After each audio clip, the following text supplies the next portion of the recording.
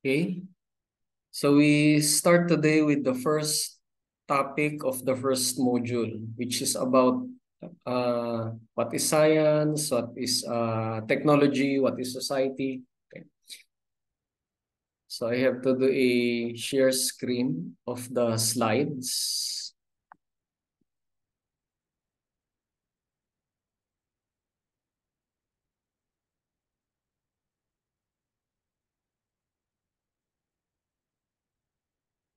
Okay, can you see my slides? Yes, bro. Okay, thank you. So una muna, what is science? And then pupuntahan natin yung tungkol sa technology. No? So these are general considerations. These are a review of what, well, of what we know, no? Or the things we know about science and also about technology. But I think you have been discussing, no, since your K to 12 years, no, about science and technology. So una muna, what is science?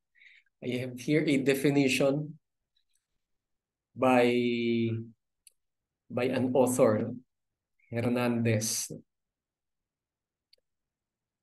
It is a set of verified and structured knowledge that allow deducing general laws or principles which have been obtained by humans through observation and reasoning. So a set of verified and structured knowledge. No? So science is not just a set of knowledge, but it is arranged according to particular ways of gathering information, for example.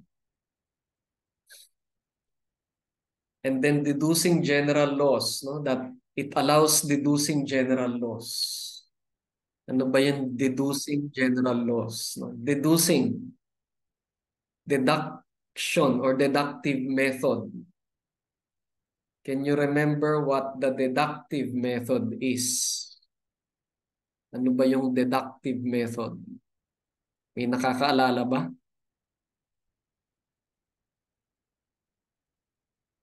Deductive. Walang nakakaalala? Okay, so when we say deductive, we are employing general or universal laws here. So for example, if you want to explain a particular phenomenon, usually refer to a general law about the phenomenon, no? What has been built, no, so far. The laws or the body of information that has been formed so far, no, about that particular phenomenon. Ito yung ginagamit natin sa deduction. So for example, ano ba ang magandang halimbawa? So we would want, for example, to explain plant growth, no? We usually refer to the general or universal laws about plant growth. And maybe those laws would tell us that in order for plants to grow, they need energy from the sun, halimbawa, no? Because they plants create their own food, di ba? Yung alam natin through photosynthesis, diba? Yun yung itinuro sa atin noon. So we experiment on that, no? When we like to investigate something about plants, no? About plant growth, no? We usually employ these general laws, no? And we check if the results of our investigations support these universal laws.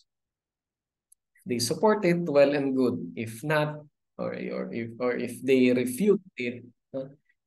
Maybe we investigate further, and then if we are convinced that there are other things appearing, so we do some modification of the universal laws. Okay? Deduction. Ano pa yung isang parang partner ng deduction? Deductive method. I think many of you here are also familiar with the so-called inductive method, di ba? Ano naman pag inductive method? Kung yung deductive makes use of the general laws or things higher up in order to explain particular phenomenon, ito naman inductive, no, in a sense, no, starts from what is on the ground and then going up in order to generalize about things. Or simply put, we do not need really we do not really make use of universal laws, no, in order to come up with explanations. Or we do not rely on statistically processed information in order to explain things. Kasi madalas pagka deductive, dumadaan yan, no, sa yung mga scientific articles, no, using the deductive method. They usually tend to make use of statistical approaches.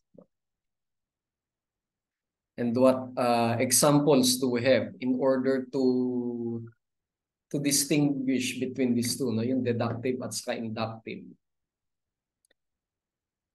So sa deductive, nakabigay na tayo ng example. In the inductive method, these are the methods often employed in the social sciences. Halimbawa, yung mga ginagawa ng sociologists and anthropologists, which really do not need, no, or do not resort to always to statistical approaches. They only need to come up, no, or to find that the phenomenon, something about the phenomenon. So for example, that the phenomenon is existing in a particular locality in order to say that that the phenomenon is there. Okay, so many of them do not need statistical analysis. No? Unlike in investigations pertaining to the natural environment. No? When we talk about science again, no, we make this distinction between the natural environment and otherwise. Ano ba yung natural environment? No? If we look into the disciplines that are contained within the colleges in UP Baguio, for instance, ano ba yun nandun sa College of Science? These are the areas of studies that has something to do with the natural world. Halimbawa, physics, no? Something about perhaps energy, di ba? About matter. Ano pa? About the behavior of forces, so something about work in the physical sense. Diba? So this has something to do with the natural environment or the natural world. Ganon din halimbawa sa chemistry, no, which is also related to physics. Sa chemistry kasi it is about oftentimes about the material universe. But of course, it also involves some other non-material entities. Pero when we want to talk about the material universe, always go into chemistry. Diba? Ano ba yung components ng material universe in its most basic units? Yun yung pinag-uusapan natin sa chemistry. And when you want to talk about the material universe that are living, no, are or in living form, biology naman ang pinupuntahan natin. Okay, so these are the natural sciences. No? These are areas of studies involving the natural world, as opposed to the social sciences, which is about human behavior, basically human behavior. So psychology, sociology, anthropology, political science, economics are all about human behavior, and which has something to do about the human mind, which is contrasted against, no, the natural world. So they have placed this in another category, no? The social sciences. Kaya tayo merong College of Social Sciences. Kasi noon, ano, no, madalas ano lang yan, no? Pag pinagsanib mo yan, College of Arts and Sciences. So nandun na lahat. The sciences, the ones about the natural world, and otherwise. Yun yung arts na sinasabi nila. Okay, so what am I trying to drive at? Yung deduction is usually done or is often done by scientists or investigators of a natural world phenomenon or phenomena. Yung inductive method naman, madalas ginagawa ng mga social scientists. Like sociologists, anthropologists, and psychologists. Even the others, no? Even historians. So nandiyan yung malaking demarcation, no? Boundary between these disciplines, which is structured by well, by the human mind, and the other things not really not exclusive of the human mind.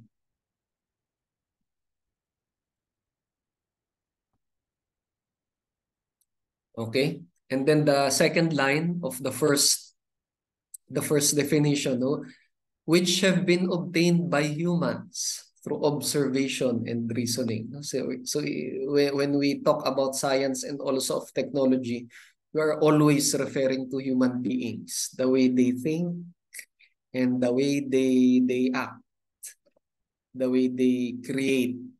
Okay, and in this case, observation by human beings. Observation and reasoning. First of all, observation. What do we do when we observe? We use our senses, the five senses. And what are these? The visual sense, the auditory sense, ano ba? Sense of hearing, sense of smell, olfactory, sense of touch, tactile, and gustatory, yung panlasa natin.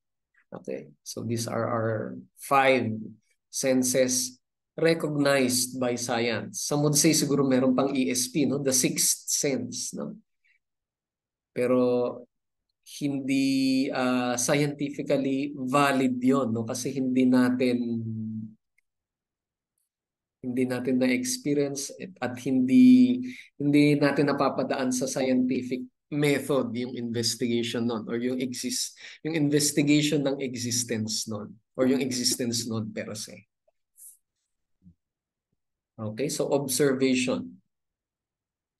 When we do investigations, when we do experiments, we use our senses in order to gather data and to make it into sound information.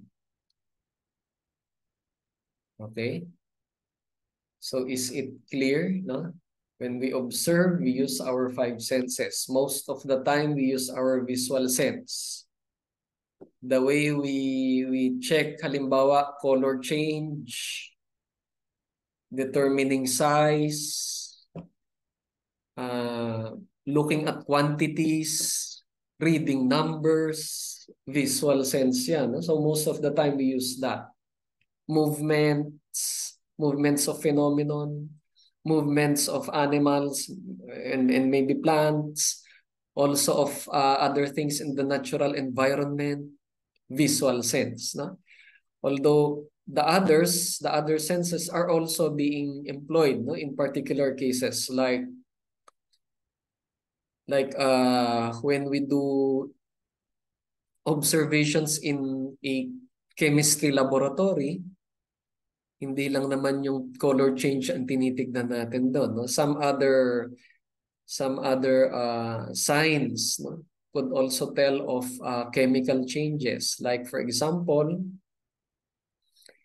the production of gas, no? The evolution of gas, which oftentimes you could smell, diba? So you use your olfactory sense. Yung pagputok, halimbawa, no? Some chemical reactions would be characterized by sound, no? Yung pumuputok-putok. So auditory naman yun. Okay, if you have noticed, may mga particular chemical compounds tayo that would be similar to familiar aromas, no? Like halimbawa yung mga sulfurous compounds natin, no, would be like rotten egg, yung nabubulok na itlog, diba?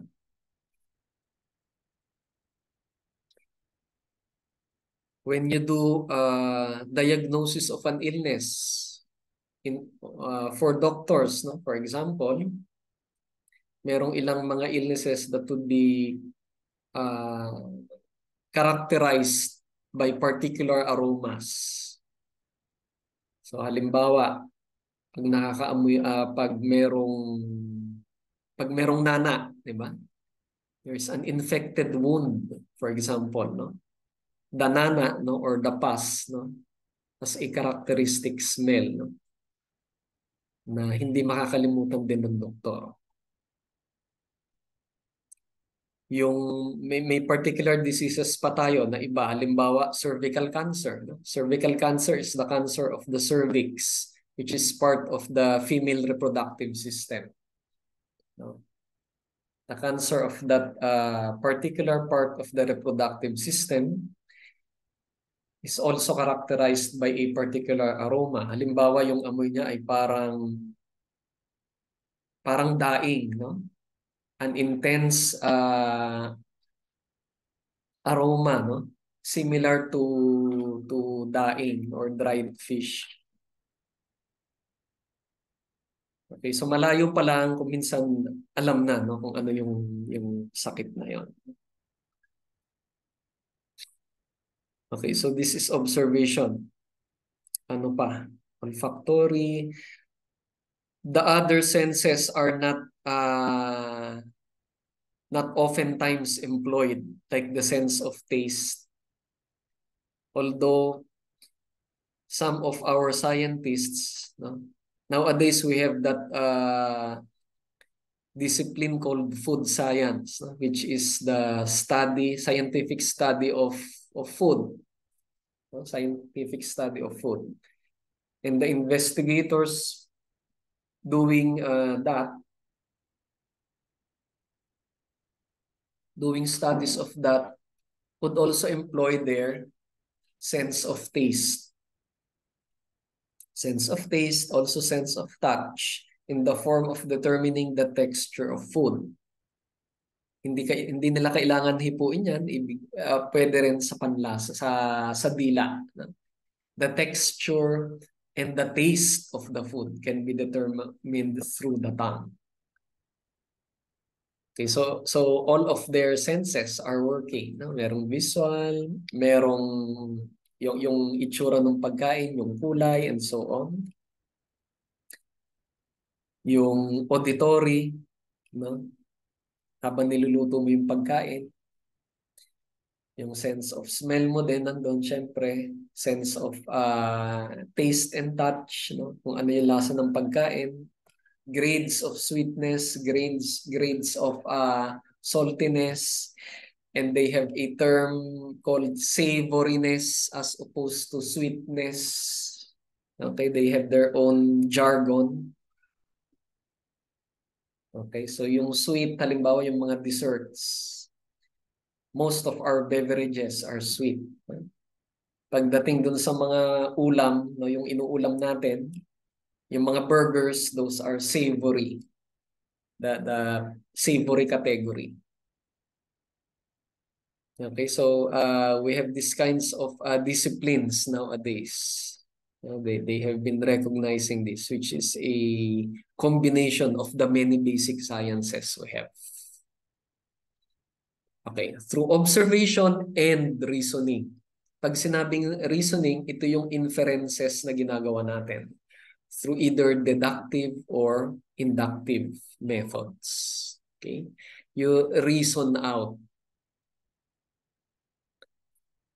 Okay, are there any questions so far? Questions or opinions, comments? None?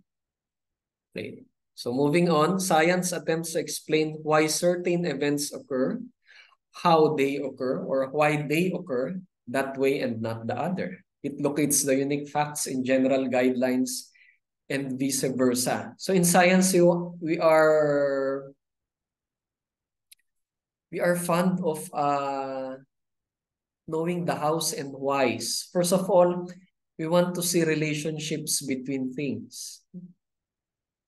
Between phenomenon, halimbawa, is the rise in the level of bodies of water, for example, correlated with the changes in season? Ganun ba?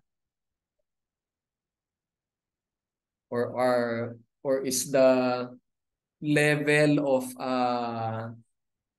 halimbawa, the level of a particular chemical compound in a river correlated with the amount of sewage that is being thrown in that river, and so on. Okay, so we are fond of doing those kinds of correlation. And once we find a relationship between these variables, hindi pa tayo na kontento, no? We want to explain it. We want to know why these things are correlated or why they are not correlated. Pag correlated, no, why they are directly correlated. Pag taas nung isa, tataas din yung isa, or inversely correlated, inversely proportional. Pag tumaas yung isa, bakit bumababa yung isa? Tapos vice versa, no? Pag bumaba naman yung isa, bakit tumataas yung isa? Okay? So why these things happen? And then we are still not contented. How do they happen, no? Paano ba nangyayari ito? So this is the mind of the scientist. And why and how they are happening in this way and not the other. Bakit meron lang paraan kaya nangyayari ito, no? So in effect, no, what we are seeing now is a structuring of a body of knowledge that is science, that the thing that we are calling science, no? It is being structured in such a way, no,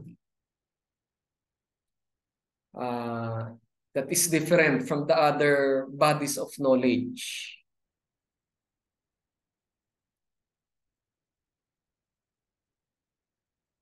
Okay, thirdly, that form of human activity which is devoted to the production of theory-related knowledge of natural phenomenon and whose root function is to attain an enhanced understanding of nature. Theory-related. No? Again, theory-related, this is the universal law we are talking about a while ago. No? Because we are using this in instances of doing deduction or deducing. Diba? We always invoke general laws in order to explain things. So theory-related knowledge of, again, natural phenomenon as opposed to phenomenon that has something to do with the human mind or is related to the human mind, which is in the province of the social sciences.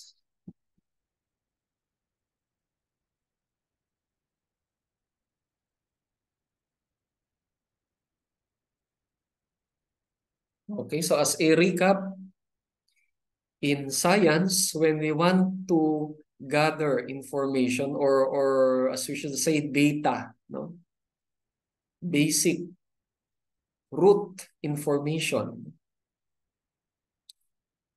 we use our senses. And also we use reasoning in the form of inferences. For the natural sciences, they tend to have deductive methods, while in the social sciences, sometimes deductive and oftentimes inductive. Okay, so deductive method in social sciences, the economists do this in the form of econometrics. So they express human behavior, no? in graphs or through equations. Diba? Halimbawa, the law of supply and demand. No? Law of supply and demand ng bigas. Diba? That would be expressed in graphs. Okay, so huwag nyo kakalimutan ito, no? Observation and inference are the ways by which we acquire basic information, primary information. Pag sinabi kong primary information, the information that you get from the phenomenon that you are observing. Halimbawa, the phenomenon of this, no? This thing, the cup, halimbawa. Yung basic information about this, no? That halimbawa, there is a particular size, no? Halimbawa, yung circumference nung mouth nung cup, ganyan. The height of the cup, no? This could be gotten by observation. These are primary information, the data pertaining to the cup. As opposed to other kinds of information, the information that you acquire from a book or from your professor, no? Hindi ito masyado yung pinag-uusapan natin when we talk about observation and inference. Okay, so the information that we are having here is the one that you would acquire from an experiment or from observing phenomenon. Okay, so observation and inference. Next, the idea of subjective and objective. In science, we are always concerned with being objective. Yung mga iba, no?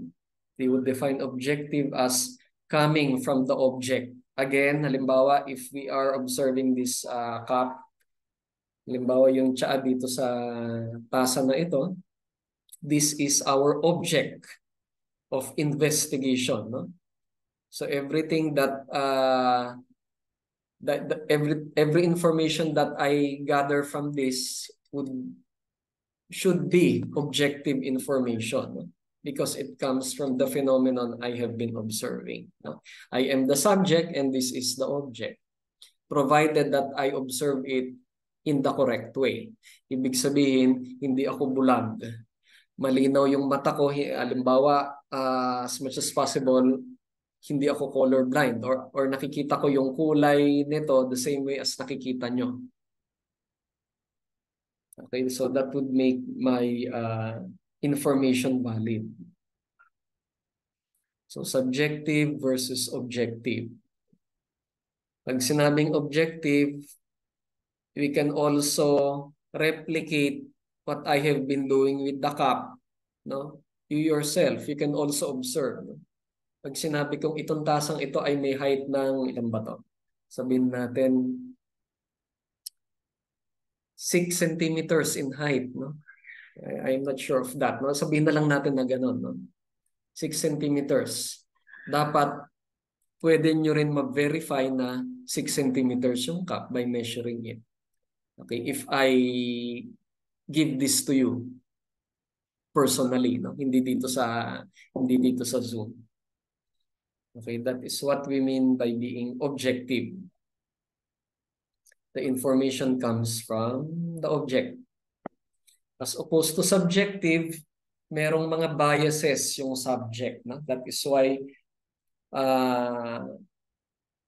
we try or we avoid being subjective in scientific investigations. Lalong-lalo na scientific investigations about the natural world. Because we have our biases. Maybe our practice of getting information, of recording data, maybe is one of our biases. The way we read, halimbawa, the way we read numbers, ganyan, or we consider numbers, no? Siguro sa mga iba pwede na yung range na yan, pero yung mga iba dapat straight to the whatever decimal that is. Kung ilang decimal dapat yun nandun.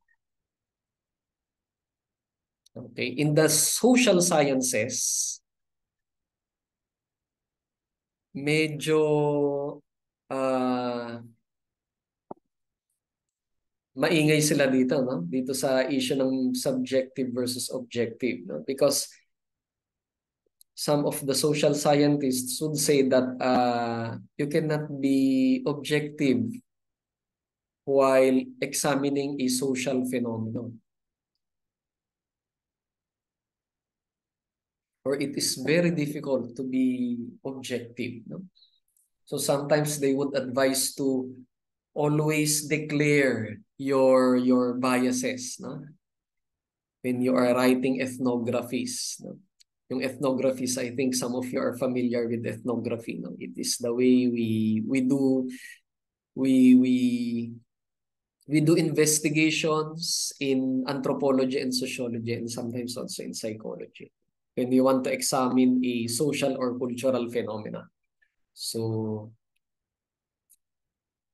the anthropologists nowadays would suggest that you should also write your biases. Paano mo ba nakikita yung phenomenon na ito? Ano yung background mo? What are maybe your economic or political ideological leanings, no? To say that this is so and so. Okay. And it is well, a little bit difficult to do investigations in the social sciences because of this. Unlike in the natural sciences, in the College of Science, isang tabas lang yung paggawa natin ng investigations. Diba? As you can see, hindi humihingi talaga ng theoretical framework ang mga investigations sa College of Science. Pero pagdating sa social sciences and also dun sa humanities, no? Sa arts and communications, humihingi sila ng theoretical framework when you are writing an investigation or a study. Okay. That goes to show na medyo big deal yung issue ng subject, no? Subjective at objective.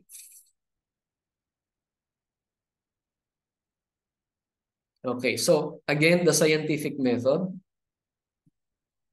would be about observation, no? and then hypothesis, no? So what I've said, no, when we do scientific investigations of the natural, no? Natural world, we usually employ the deductive method. And in employing the deductive method, we make hypotheses because we use universal laws in order to come up with intelligent guesses, no? Or explanations about things, no? Before we do experiments. And after that, we try to investigate. No? We examine things. No? We do experiments. Most of the time in the laboratory, but sometimes you can also do that in the natural setting. Why do we do it in the laboratory? Because we want to control things. No? We want to control the variables that we are not interested in. And we just work on the variables that matter to us. Okay, and then we conclude. No? Whatever would be the result of the experiments could either support or refute the universal laws that we have used. No? If we are not convinced, we do another investigation or another experiment. If not, maybe it is time to revise that universal law or theory. Okay, so this is the basic. These are the basic things that we do in science, no? The scientific process or method.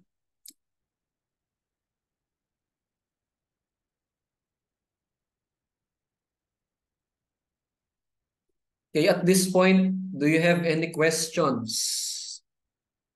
Any questions so far about science?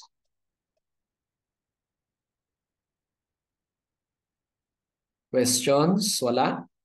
Okay, so we continue. Science is empirical. When we say empirical, we mean that it is knowledge that is sense-derived. No? So using observation is one way of showing that it is empirical because it employs the senses. Sense, experience. Siyempre, pag nagkakaroon tayo ng experience, we always use the senses. No? It is sense-based. And in science, we recognize at least five at least, and not more than five senses. Because in other systems, no, not necessarily scientific systems, sometimes they have that, other kinds of senses. I think when we go to the topic of Indian philosophy, we will be encountering that kind of sense. No? Sometimes they would be talking about the mental sense, no? Or the yogic sense, no? Na hindi naman recognized sa science. No? But as far as science is concerned, ito lang. So we can say that science is empirical and that logically necessary truths can provide no information about the world. No? When we are talking about empiricism, no? Logically necessary truths, which are also derived from reasoning. Okay, do you get the point here? No? Because when we talk about empiricism, we are only referring to the sense-derived knowledge, not really to inference. No? Although in science, when we gather information, we are empirical and at the same time logical and using our reasoning. Okay? Malinaw sana yun, ano? Malinaw. Because when we talk about being empirical, we are not only referring to science here, no? From the way it is defined, no? Sense-based or experience that is derived from the senses, we can also say that religious, the body of knowledge that relates to religion, to a belief system or to a religious system could also be empirical. Why? Because they are also based on experience, and they have been the persons involved in that kind of experience or investigation also use his or her senses, no? And that is why in issues of religious experiences, you can also say that they are empirical, so far as this definition is being used. Okay? Ano ba yung pagka-empirical ng religious experience, halimbawa? For example, the way that supernatural beings or deities is being encountered by a religious follower, halimbawa. So sometimes an albularyo, ganyan, no? Or an alternative healer would be saying that he encountered the Virgin Mary or an avatar of the Virgin Mary in his journey towards healing. Okay, yan yung mga halimbawa natin ng being empirical but not necessarily scientific. It is also based on the senses. Okay, but it is not necessarily scientifically, the information is not scientifically acquired. Okay, empirical. And then reductionist.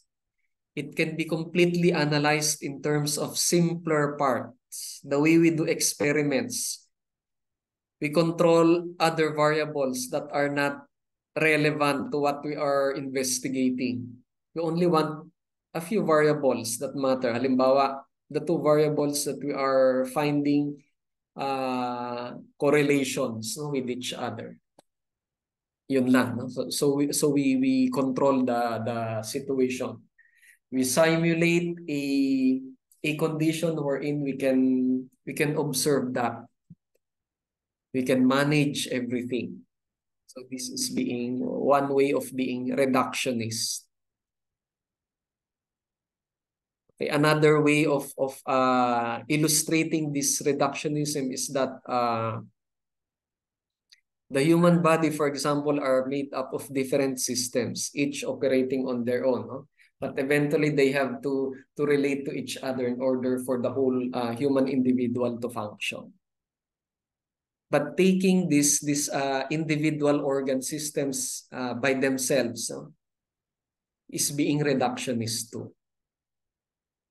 Okay, so for scientists, they have this habit of investigating or looking at phenomenon in these terms, no, being reductionist.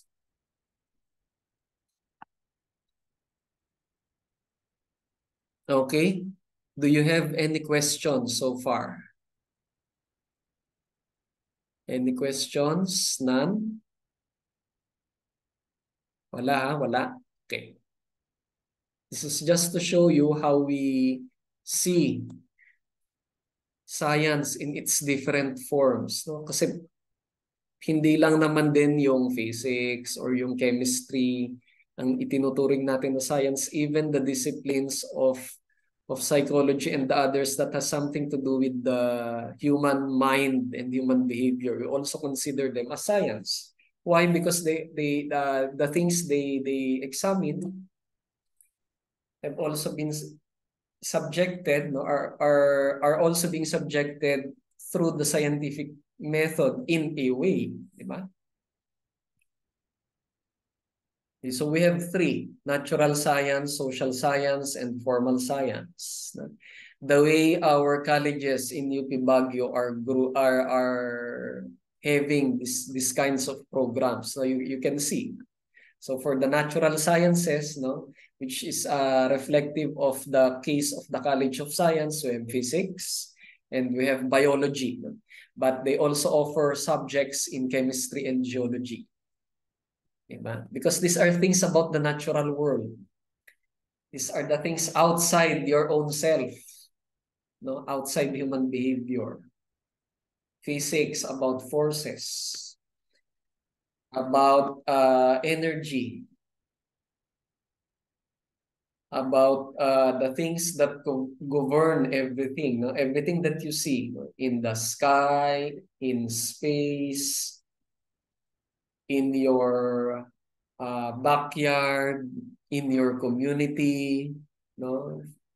What I am saying here is among halimbawa the plants and the animals in your backyard, also the weather system, the climate, the rocks and minerals in your garden, everything is about the natural world.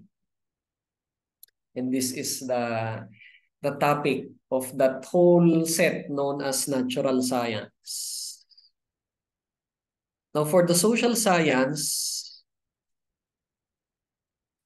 the things that are grouped here has something to do with the human mind, and also human behavior. Because when we talk of human mind, you also talk about human behavior and the things that are being thought of, being spoken, being made, and being acted by human, excuse me, by human beings. Only human beings muna, no? Social sciences. Because animals can also have behaviors. And sometimes there is a blur between what is human and what is animal. Humans have minds, animals have minds. In anthropology, for instance, for those of you who are studying physical anthropology and human evolution, no, dyan sa UP Baguio. Human evolution, which studies something about the human bodily makeup or morphology in relation to culture. They would find out that not only humans, no, but also primates can fashion out artifacts. No? Even other kinds of animals, no, not only primates, even the other mammals can also make artifacts. Excuse me. In North America, for instance, the beaver can make dams across streams. Diba? I think you have read about that. Or for those of you who have seen beavers and who have gone to other countries, you know that.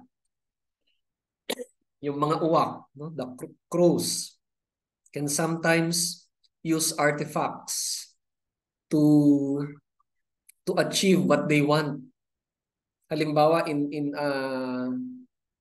looking for food, minsan gumagamit sila ng artifacts. Okay? But for social science, in order to make things easier, no? They focus on the mind and behavior of human beings only. Okay, so psychology, anthropology, sociology, economics, political science, their investigations are also tailored according to the things that natural scientists do, or scientists of the natural science, no? What they are doing. They also employ quantitative methods, no? Mathematics, no? Mathematics is called formal science by some people. So they are used by investigators in natural science. They are also used by social scientists like economists and psychologists. Sila yung mahilig gumamit nito, di ba? In econometrics. Okay? Ano pa? Ano ba ang dapat kong binabanggit dito? I forgot. Anyway. And another would be applied science. So sometimes they want to add another category called applied science. So these are the disciplines, no, the applied disciplines that are hard to group into the former categories that we have discussed. So these are a combination of natural, social, and natural and social sciences and mathematics. Examples of this would be engineering. Diba? In UP Baguio, yes, wala tayong engineering courses. Nasa sa St. Louis meron, St. Louis University, and some other universities and colleges there in Baguio. But if you take a look at their curriculum, they study, excuse me, mathematics, also physics. And depending on their area, if they are into civil and mechanical engineering, many of their subjects would be mathematics and physics. If they are into chemical engineering, they would have chemistry subjects. If they are into geodetic engineering, meron din something about geography and even geology sometimes. No? In the disciplines of genetic engineering, like your MDB, we have many subjects in biology. But generally, genetic engineering is still considered part of the biological sciences than the engineering sciences. Although I think that is about to change. No? Because in genetic engineering, we are looking or we are involving a lot of technologies here. Rather than just having plain academic biological academic discourse.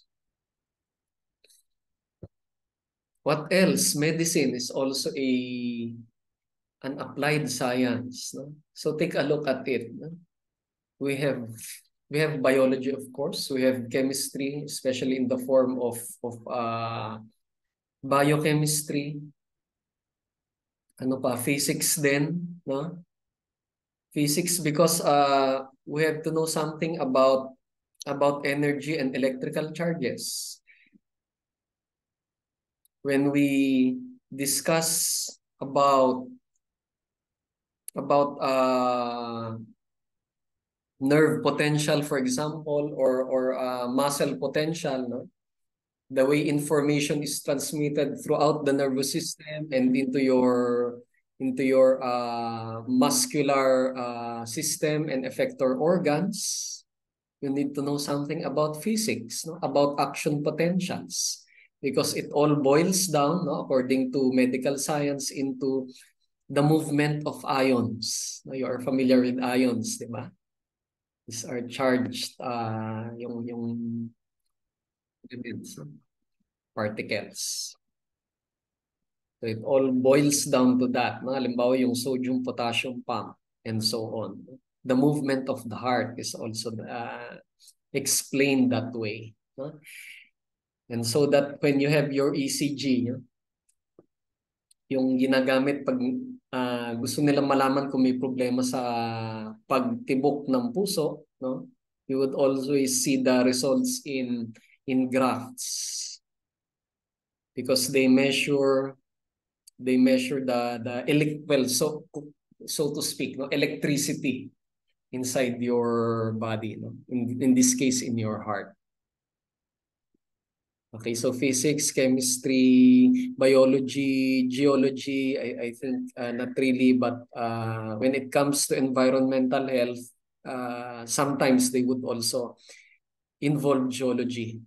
Also the social sciences, no? Saan pumapasok yung social sciences dito? When it comes to relating to patients. Kasi hindi lang naman purely academic discourse ang medical science. Diba? When you, for example, when you make a diagnosis of an illness, may isang patient na papasok sa inyo. And then of course you would ask, what brings you here? And the patient would tell, kasi po masakit ang ulo ko. I have a headache. I also have joint pains. Diba? I also have fever. Taas ng lagnat ko kagabi eh, Doc. Ganyan. Ano pa? Masakit ang lalamunan ko, inuubo ako, may sipon. No?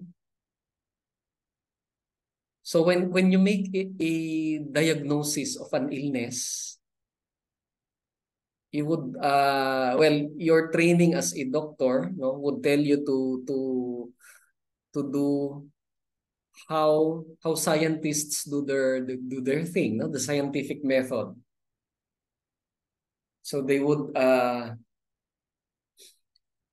employ, halimbawa, looking into universal laws. Ano ba yung mga sinasabi ng textbook pertaining to particular diseases na merong mga ganitong signs and symptoms. So, with that headache, with that joint pains, na masakit ang lalamunan, na may fever ka pa, na merong sipon, okay, merong ubo. Okay, so titignan mo yung textbook mo, no? Kasi nakakategorize na doon.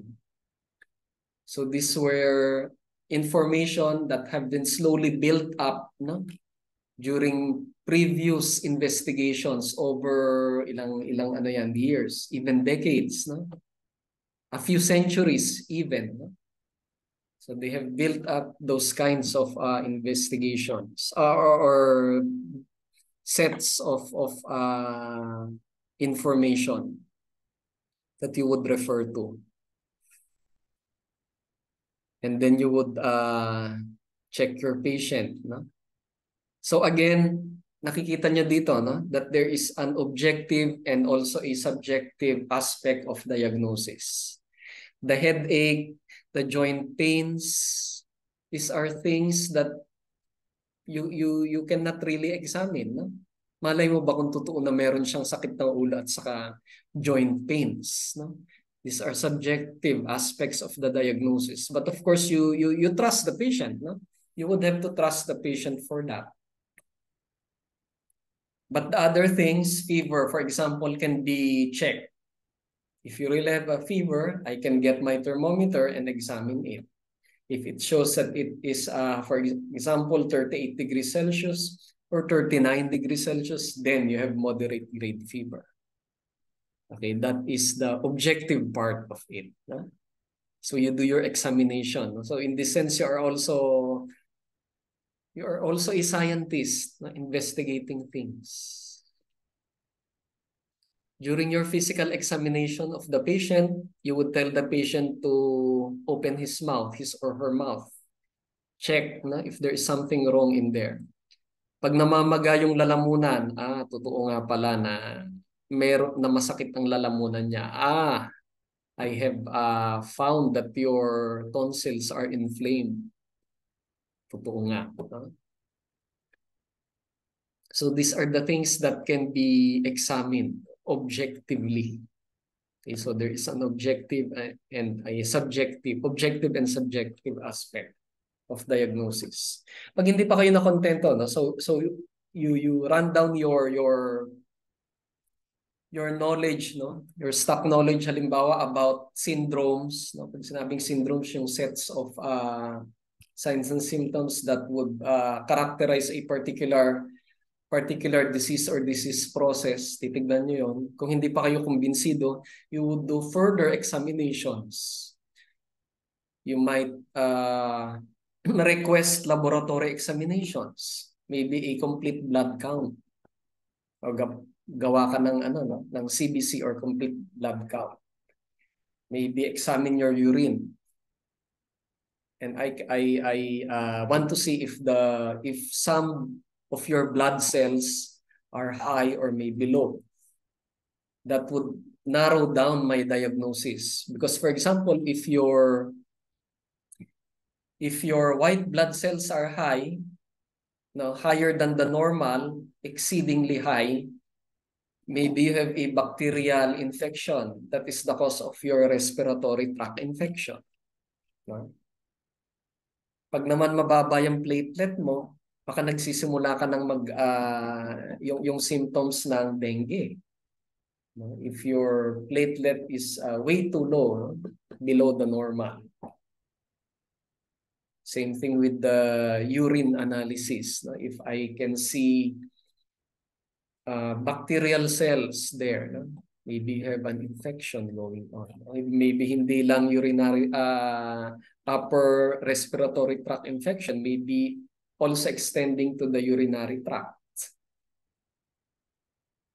Okay, and then I can also request an X-ray to see if how things are going on in your lungs. If I see whiteness, no, abnormal whiteness in your lungs, maybe you have pneumonia, no? It has further your respiratory tract infection has further developed into pneumonia. Okay, so these are the things that you would do, no? in forming a diagnosis. And after that, can you only do a management of the disease.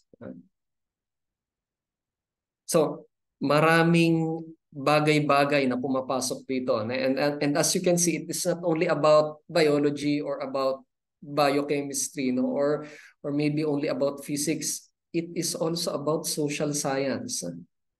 That you have to establish rapport first with the patient. You have to be convincing enough, halimbawa.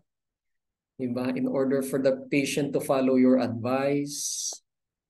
Also their behaviors with regards compliance to your advice, no?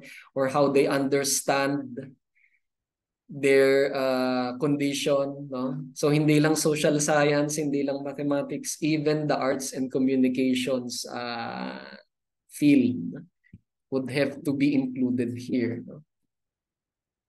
Because communication is important here. And you have to communicate it in such a way that it is acceptable and easily understandable. Okay?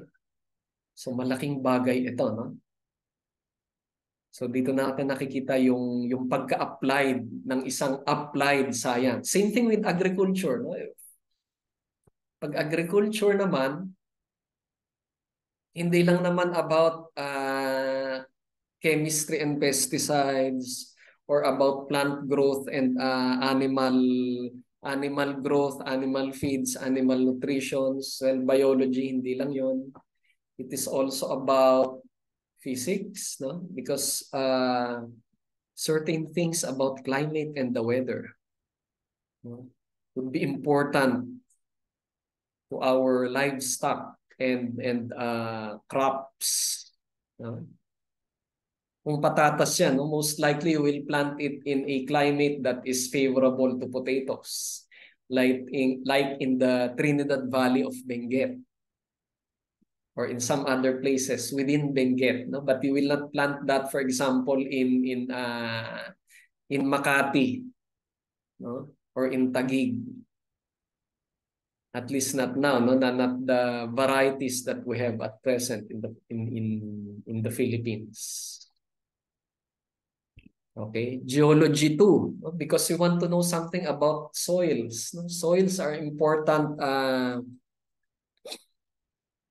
is an important factor in the growth of plants. No? So, geology then. No? But aside from that, we are also relating to the farmers and the practitioners of this technology. So there is a strong social science component in it, no? And also an arts and humanities component. No? We should be able to communicate the things that we have created out of the laboratory into the community. Okay, the acceptability no? Acceptability of this technology. Gagawa ka nga ng ano, no, ng hybrid strain halimbawa ng bigas, no?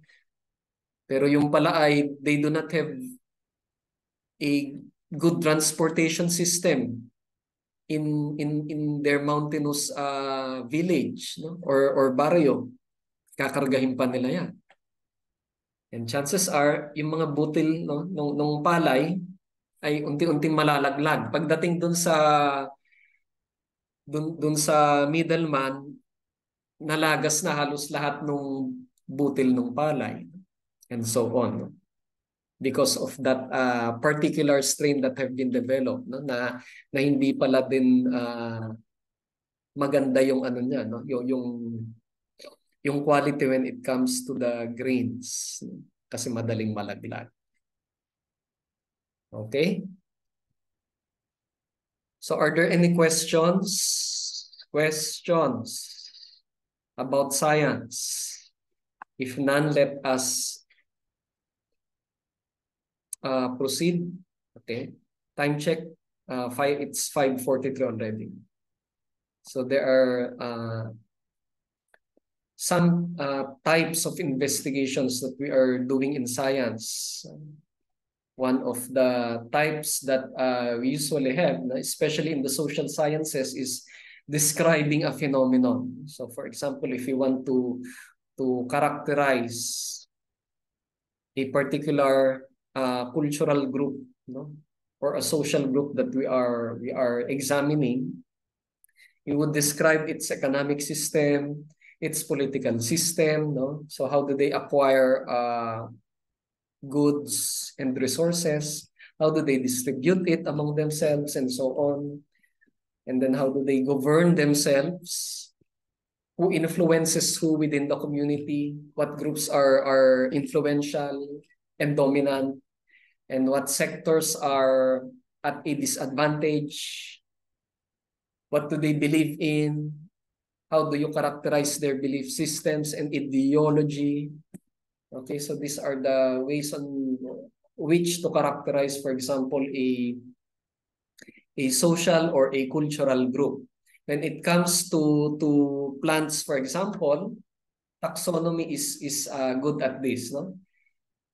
They have been describing, for instance, particular plant species, the shape of its leaves, the color, the type of flower, the type of growth, and so on. Also with animals, no? So this is describing a phenomenon. The other thing that we often do is to determine if a correlation exists between phenomenon. Halimbawa, between variables A and B, if there is a relationship between them. If there is a relationship, how does it happen? Why are they correlated? And how does it happen? Okay, so we have been discussing about this.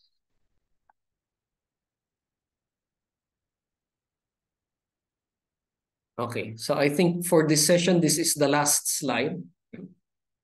This is about technology. No? So we move now into technology. When we talk about technology, we are talking here also about the human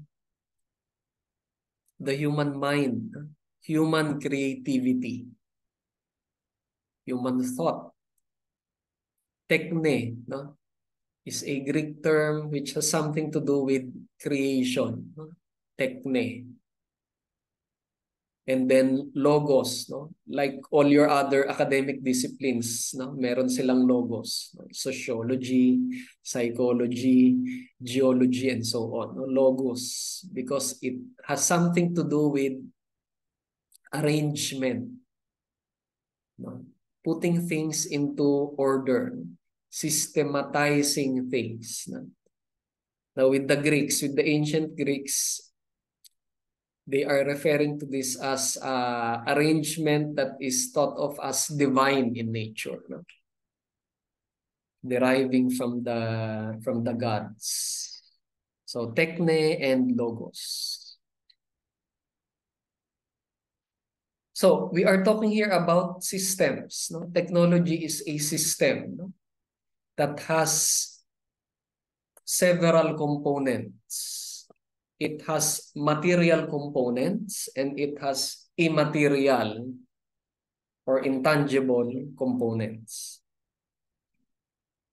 Okay? So technology is not just halimbawa your gadget or your cell phone. Huh? That is only one example or one kind, huh? Or one aspect of it. Huh? Hindi lang naman products yung pinag-uusapan natin dito, but it is a big system that involves always humans and their minds. Hindi ka makakabuo ng isang bagay. Halimbawa, itong tasang ito, hindi naman nila mabubuo ito kung hindi nila pinag-isipan in the first place. Or maybe not, hindi nila pinag-isipan originally, pero it came as a result of accident. But it was still thought of. Okay, the thing is, it has been processed by the human mind. No? Its production has gone through the human mind. Okay, so humans, human thought, human mind, and then the things that are needed. No, the plan, for example, is also part of technology. Sometimes you also lay this in graphic form as an illustration, no? In blueprints, for example. So these are also part of technology. Ano pa? To execute this, we need people, no? We need doers. Sometimes only by ourselves, but most of the time with other people. So we need people that would help us. We need organizations. So we have to arrange people, no? In order for this objective to be achieved. We need tools. We need tools. We need facilities. If you make halimbawa an omelette, no, or a torta, halimbawa tortang talong, no, that can be done by yourself, no, by one person. Diba? So you get your talong, tustahin mo doon, ganunin mo ng tinidor, no, and then you beat an egg, lublog mo doon sa beaten egg, and then you fry, lagyan mo siguro ng asin and so on, no? And voila, nandun na yung tortang talong mo. But in other situations, hindi ganun kadali. What if halimbawa, you have thought of commercializing your tortang talong, no? Ima-mass produce mo yan. You could not make that by only by yourself. No, kailangan mo ng organization. Okay, so you need people, sometimes you need advisors in order for you to be well equipped with how to cook and market tortang talong. Okay? Ano pa? You need people, you need their minds, you need tools, you need facilities, hindi na lang yung kawali mo, no? You need big ones, ovens maybe, and so on. You need marketing systems, you need distributors, you need outlets, you need sellers, everything, no? In order to achieve that. So this is the system that we are talking about. It could be a very simple one, but it could also be a sophisticated one. Okay, so we end here. Next meeting, we will continue this topic. Okay, so we are still on technology next meeting. Are there any questions about this? Questions? Malinaw ba or malabo? Or you don't agree with what I have been saying?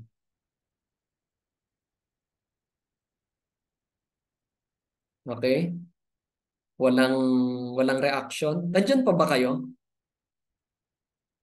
Yes or no? Nandiyan pa kayo? Okay. So thumbs up. Yes po. Okay, hindi robot, no, yung nagta-thumbs up, tao pa rin. Okay. So if you have no more questions, we will continue our session on Tuesday. No? So always be on the alert, no? In the VLE, no? With the things I will be placing in the VLE. No? Nandun palagi yung link. Okay, so thank you for attending this session, and happy weekend to all of you. I will see you again on Tuesday. Okay, you may leave the session now. Thank you po, sir. Thank you po.